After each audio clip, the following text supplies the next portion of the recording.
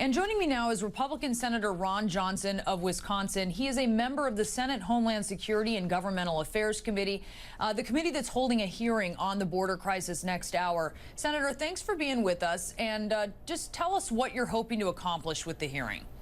Good morning, Brianna. Well, first of all, let's get to actual facts. I mean, what do we really have in terms of number of children right now? They're saying about 52,000.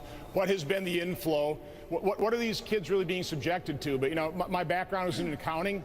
If you take a look at this request by President Obama, $3.7 billion, or let me put it another way, $3,700 million divided by 52,000 children, that's about $71,000 per child. Now, I went online earlier today, and their airfare is as low as about $207 to return these kids in a very humane fashion. We can put them up in a hotel room, give them some food, but do this expedited procedures like we do in the contiguous countries, Canada and Mexico. We need to establish that procedure. It would be the #1 signal we can send to parents: don't subject your children to the beast, the train system, the depravity of that arduous journey. But let me ask because you about that. They're not going to be able to stay here right now that we're sending the signal that they're able to stay.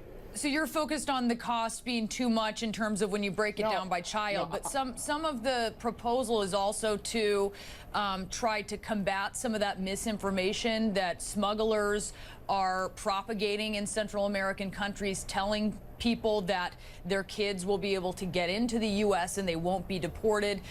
Some of it is trying to crack down on smugglers as well. So it's not just getting these kids processed and put out. I mean, and sending them back. Brianna, listen to your last report. They said it's going to take 2 years to be deported. That's if they're actually deported. So really, the propaganda is true. You get your kid into the United States. Right now, they're able to stay. And of course, with President Obama's deferred action on childhood arrivals, that's exactly that's the actual message we're sending right now.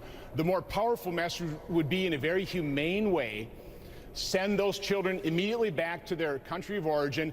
If we have to spend some money, let's spend some money on those immigration systems down in Honduras and Guatemala and El Salvador to make sure that those children be treated well in their country of origin. That'd be the most important message we can send, that if you send your children over here, it's not going to be worth the risk. They're going to be sent right back. That's what we ought to be doing, instead of creating incentives and inducements for parents to send their children in the United States, which is what's happening right now. So, Senator, you think that the deportation hearing requirement should be waived?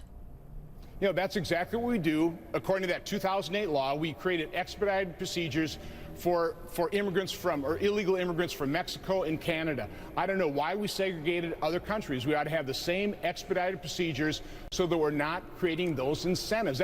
The #1 way of securing our border is stop incentivizing people to come to our country illegally. That's what we're doing right now.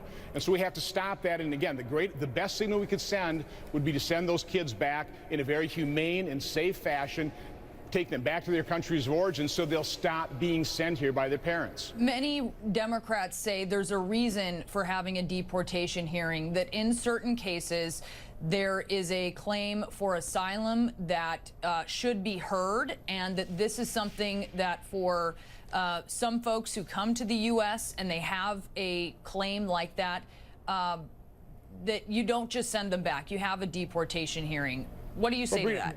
Brianna, the anti-trafficking law was a well-intentioned law, but it has very negative unintended consequences. So now what we're seeing is we're actually almost incentivizing human trafficking, aren't we? These kids are being smuggled through. They are paying these drug lords to smuggle their children. Isn't that human trafficking?